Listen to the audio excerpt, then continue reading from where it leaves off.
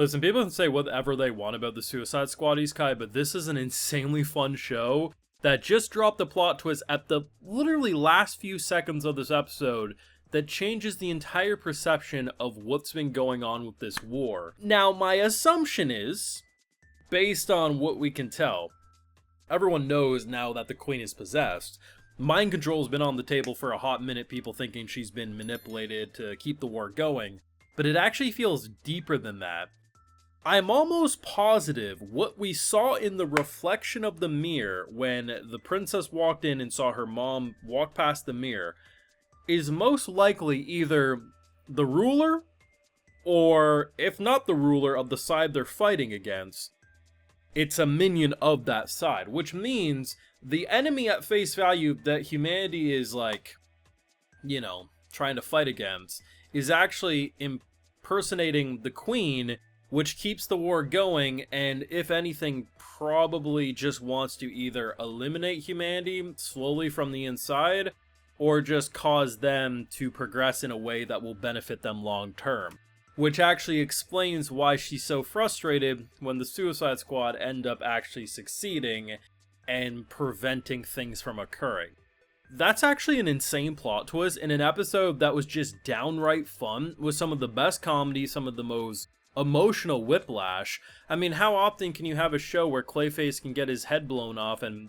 I mean, I knew he was going to be okay, but the fact that the Suicide Squad were actually under the impression he died, and were shocked when he wasn't, is the most disrespectful thing ever, because they were all collectively depressed as hell when Shark got kidnapped for execution, or Harley got slapped in the face. This man got his head blown off, and they moved on immediately. Fantastic. I do a full live reaction, so over on Patreon, if you want to see my full and good thought to any of these episodes, it's going to be over there exclusively. Listen, this is a fantastic episode. Like I say, episode 5 onwards, just in a different level of its own. I need to talk about the fun factor, though. So, there's actually some unexpected moments. So, we go to see the Queen, and the Queen immediately just throws us away.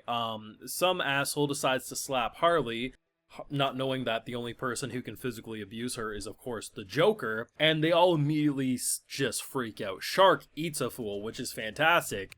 But unfortunately, we pretty much all get guns pointed to our head, like, and everyone's destined to die, and then she decides to be nice and only take the shark. Immediately, it doesn't go in the direction I thought, because I figured, you know, they just slapped Harley and they all, like, basically were drawing their weapons. Shark gets kidnapped to be executed, and they all just pretty much stand around. But they get into this depressing moment where they go to the bar, and, you know, there's this, like, bard singing a tune of basically their wonders, because they're actually kind of heroes in the context of this world, right? And just the absolute chaos that happens and how it spirals into complete nonsense was brilliant to witness, because what I love about this show is that if you're looking at it in the context of should Harley be able to keep up with the fight from last week's episode in normal DC circumstances? No. But in the context of an isekai world where we're writing it as its own individual identity, who's to say Harley Quinn couldn't fight Superman if they really wanted to? Do people want that? Probably not. But hey, here's the thing, we're writing a new story. They can do whatever the hell they want. And the fact that you can have the bar fight of everyone just so pissed off, so infuriated. And I thought Peacemaker was going to be the chill one of the group, because he's just chilling in the background, right? Like, everyone's freaking out. And this man stands up. Nothing from the waist down. And just says he has to keep the peace. Now, maybe I don't know what it means to be a member of the Suicide Squad, but for me, I would have to imagine being naked and swinging your John around, talking about keeping the peace, as you wake up from a drunken rampage with it smeared against that table, isn't necessarily keeping the peace, but bless them for that drunken rampage. It was fantastic. And they even sprinkle in some more emotion, like the fact that Harley leaves the dragon behind because it made a friend, and, you know, where we're going, we're basically gonna die anyway, so we don't want to have it. There's actually some heart to this episode. There's actually some emotion to it. And when everything starts freaking out, and the collars are about to go off, I mean, Clayface is like one of the hardest characters to kill in Batman lore, in my opinion.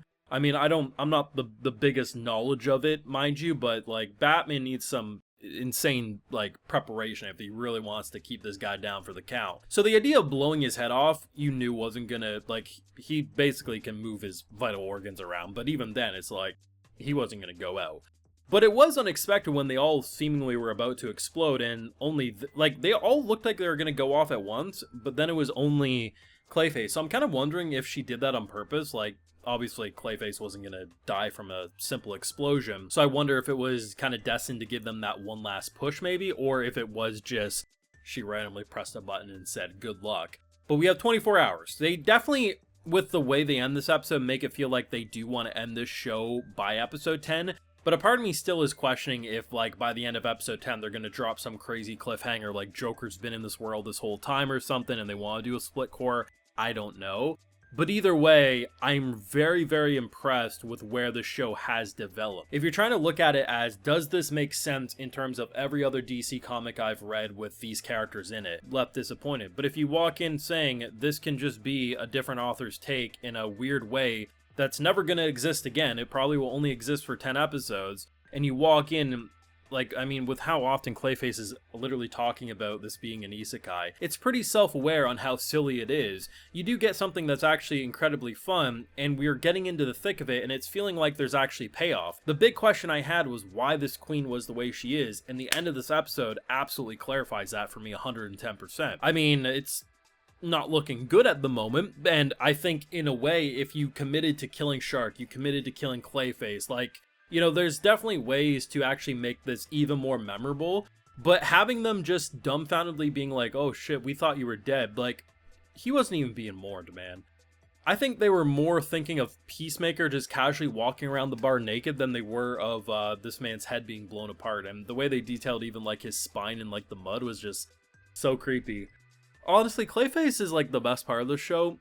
Just the way that he tries to do a party trick similar to Aqua from Konosuba was fantastic, but I love this show. It's incredibly underappreciated in my opinion, but I definitely love it, and I am so glad I jumped aboard this show when I did. Now, of course, those are my feelings. Let me know what you're thinking. We only got 2 more episodes to go before we gotta say goodbye to it. What did you think? Favorite moment? Mine was definitely Peacemaker bringing the peace, even if maybe his bringing the peace was a little sexual harassment, but who am I to judge, I suppose? It is the world of isekai, and Reki Kawahara has done far worse.